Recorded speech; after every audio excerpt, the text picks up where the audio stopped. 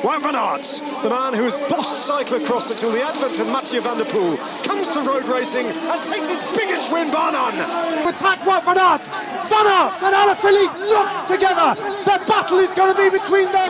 Alaphilippe, Van Aert, side by side. Here comes Wout van Aert. Wout van Aert up towards the line. Pogacar is there. Pogacar and Van Aert go neck and neck.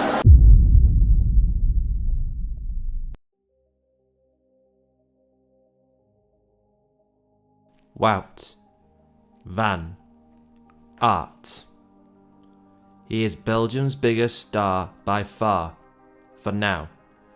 Sprints, mountains, individual time trial, cyclocross, is there anything he can't do? He continues to astound us all with his stellar performances, one after the other.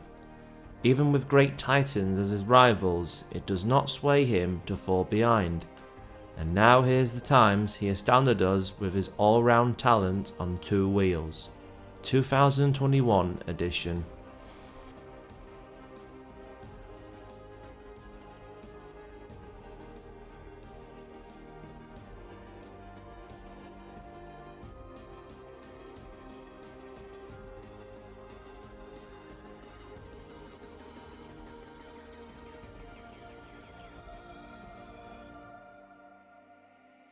He kicked his season off well with the beautiful race in Italy, Tirreno Adriatico, with the opening stage.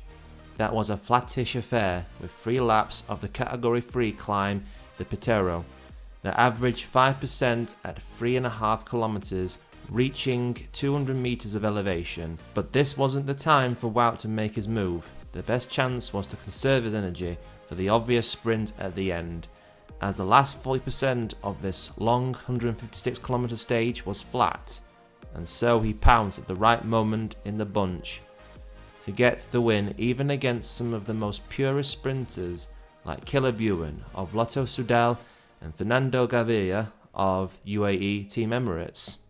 Wout tried his luck on stage 2 and maybe some others, but he obviously decided to conserve his energy to beat his biggest time trial rival, Filippo Ganna, the world champion of the time trial discipline, who most people would bet on him winning, but no. Surprisingly, the last stage of the race of the 2 Cs was all for Wout to take, when Ganna put in a not so good time for a monster like himself, and so Wout took advantage and put on a good show, going supersonic to win by 6 seconds against the runner-up of the stage, Stefan Kung, and 11 seconds on his rival, Ganna.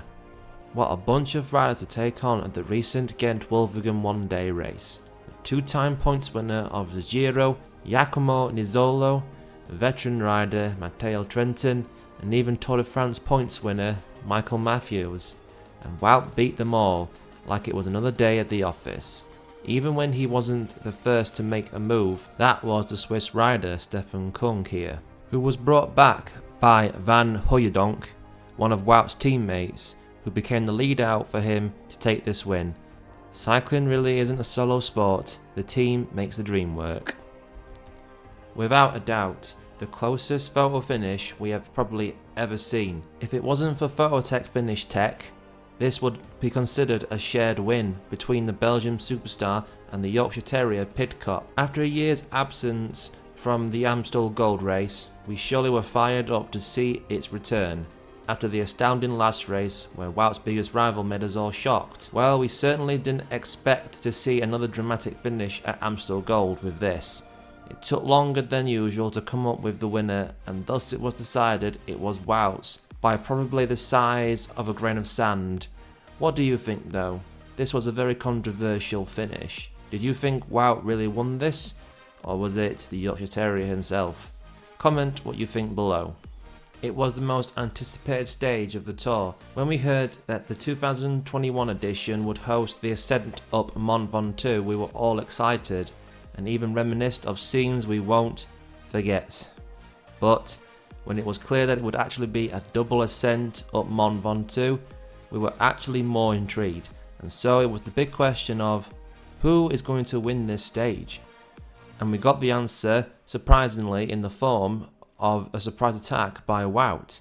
We certainly didn't think much of it, but when he continued to solo his way up the incredibly hard climb, we could see that he could win this illustrious mountain stage. He finished the stage with over a minute of a gap between him and his rivals behind him.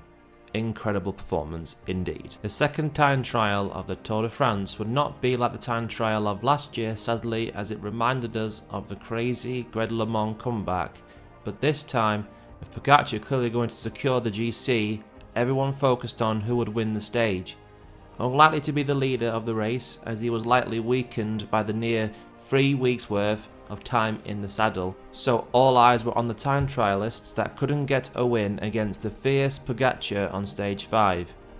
While on this stage, it was looking that the Danish national time trial champion Kasper Asgreen could win the stage, but when we saw the focused Wout van Aert, it was clear he had every chance to win a time trial stage on the Grand Tour scale, and the time checkpoints showed us that he was very much going to take the win, and when he reached the finish line, his result was 21 seconds ahead of Kasper Asgreen.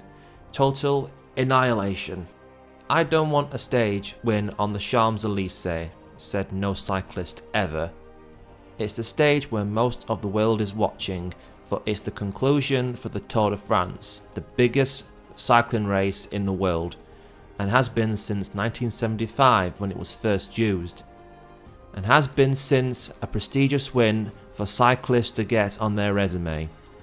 With Cavendish winning 4 times in a row, he was hoping to get a 5th, and most of all get that 35 stage win to beat the greatest of all times record for stage wins, Eddy Merckx. But it was not meant to be, as the Belgium star paced himself well in the countless laps around the Champs-Élysées till it was time to make an effort to win, and he placed himself perfectly for the sprint and took advantage of Cavendish's mistake to reap the rewards, and so it was then Wout became the first one to win a time trial, sprint and a mountain stage in a single tour for quite a while.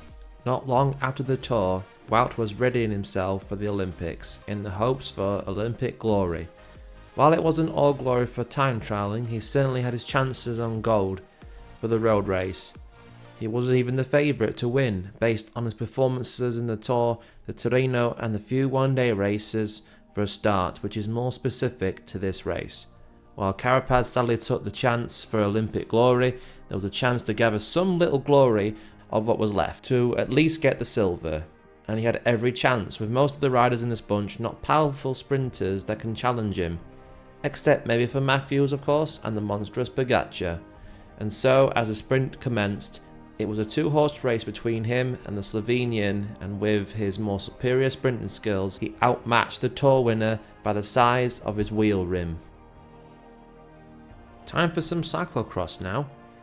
What does it take to win a World Cup in cycling, you wonder? Well, consistency. Wout definitely enjoyed the absence of Mathieu van der Poel in the first round of the last World Cup in 2020, where he came third, which gave him enough points to propel himself to the top. And from there, Mathieu van der Poel was present for the rest of the World Cup, and there they duked it out between each other in the last remaining rounds, and even Wout beat him at his own game a few times as well. And this gave him enough points to make a World Cup win to his illustrious cyclocross trophy cabinet. And I'm afraid we've come to the conclusion of this list, I'm afraid. So thank you for watching the video, and of course like the video if you liked it, and of course subscribe to the Cycling Dane, and next to it is the bell icon. Please press that, and then every time we will post new videos you will be notified immediately. That's it from me, and as always, have a nice day.